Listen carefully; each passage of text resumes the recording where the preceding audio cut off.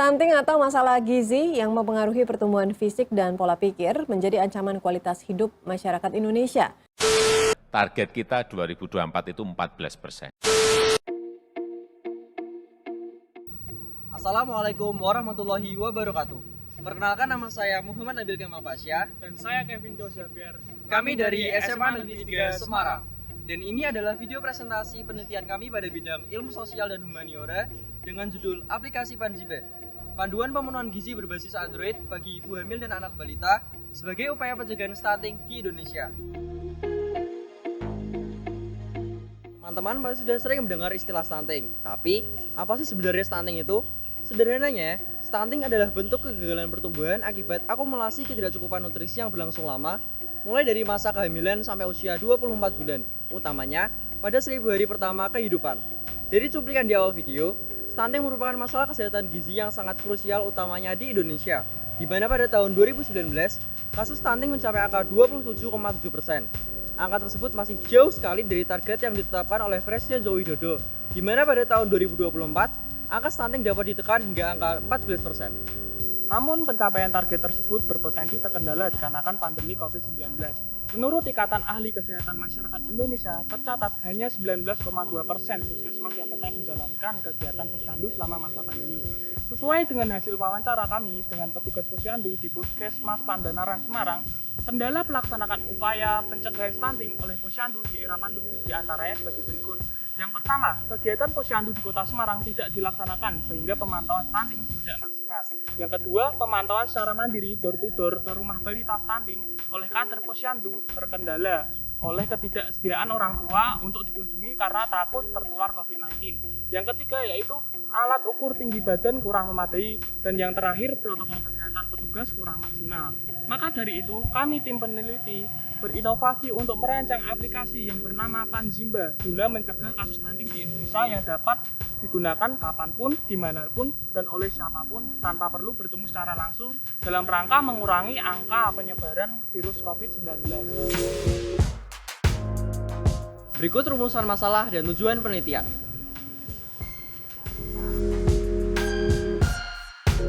Penelitian dilakukan dari bulan Juni hingga bulan Oktober 2021 di Kota Semarang.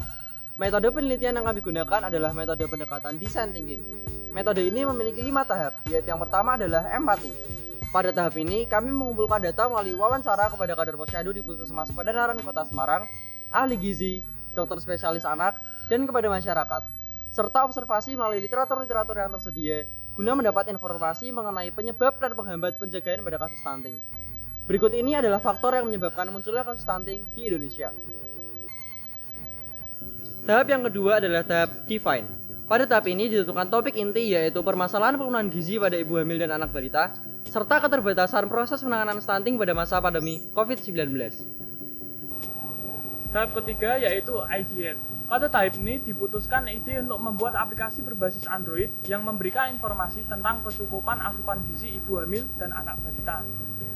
Tahap keempat yaitu prototype. Pada tahap ini kami menggunakan hardware dan software dalam pembuatan aplikasi sebagai berikut ini. Kami juga memaparkan sistem pada aplikasi melalui diagram use case.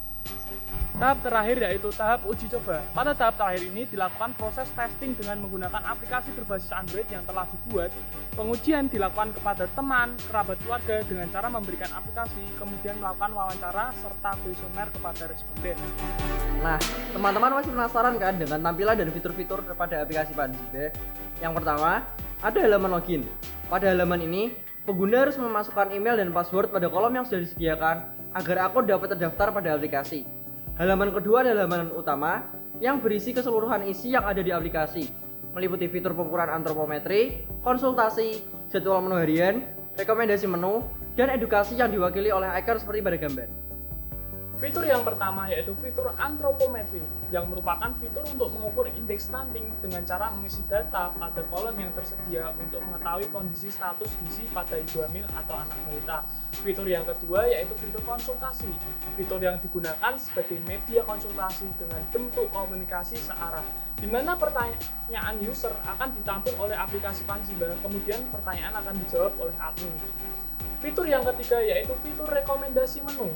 Rekomendasi menu merupakan fitur yang berisi resep-resep makanan bergizi untuk bayi umur 7-12 bulan, anak umur 2-5 tahun, dan ibu hamil.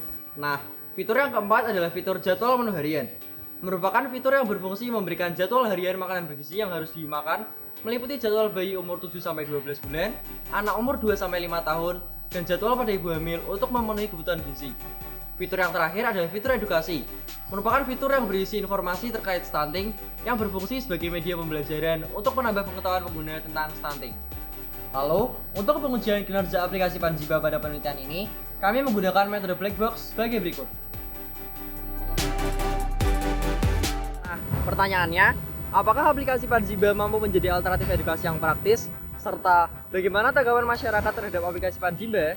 Berdasarkan survei kuesioner terhadap 18 responden, aplikasi Panjiba mendapatkan nilai 4,4 pada aspek tampilan aplikasi dan mendapatkan nilai 4,8 pada aspek kepraktisan.